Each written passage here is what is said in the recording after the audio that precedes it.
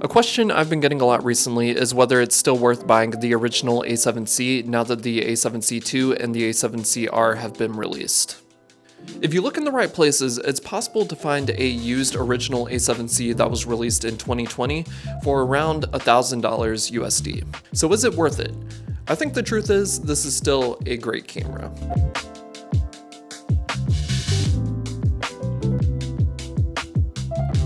Sure, it lacks some of the bells and whistles that the A7C II has, but especially if you are a beginner or if you're looking to upgrade from, say, a Sony A6000 series camera, I think it's a good idea.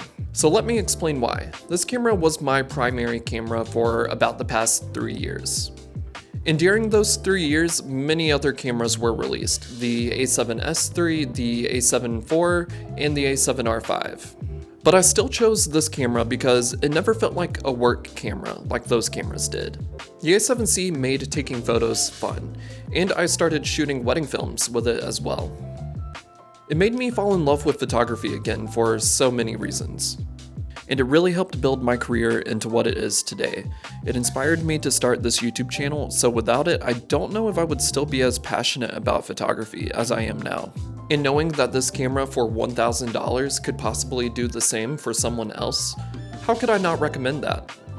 So let's say the original A7C was a flop and Sony decided to never release an updated model. I know I would still continue to use that camera for many years to come, and if something ever happened to it, I would probably just go buy another one.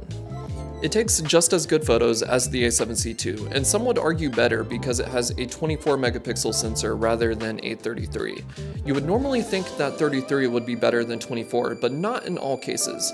Resolution, yes, but with a 24 megapixel sensor, you are going to get better dynamic range and better ISO performance. So technically you will be able to have better control of the highlights, and when you raise the shadows in Lightroom, there will be more detail in the shadows. Now, I will be honest with you guys, the only area where the A7C is truly worse is when it comes to video. You cannot shoot in 4K 60 FPS, you can only shoot in 4K 24 and 30 FPS. And this camera only shoots in 8-bit 4220. Which means it will be a little bit more difficult to color grade and make your footage look as good, but it's not impossible. Just as long as you're not using S-Log3, but you're using HLG3 or S-Log2. Even then, you will still be able to get great dynamic range, colors, and even deep blacks in your videos. It's just important to remember that if you are a newer photographer, maybe dipping your toes into video, or if you're just new to the space completely, not to expect amazing videos from the beginning. This is a skill that takes time to learn, and truthfully, if I was filming all of my videos with an original A7C, my videos would be almost completely identical and no one would ever question the quality. So then you may be wondering why I bought the A7CR if I already have the original A7C and it does everything I need it to. The truth of the matter is that this is what I do for a living. I am a professional full-time photographer.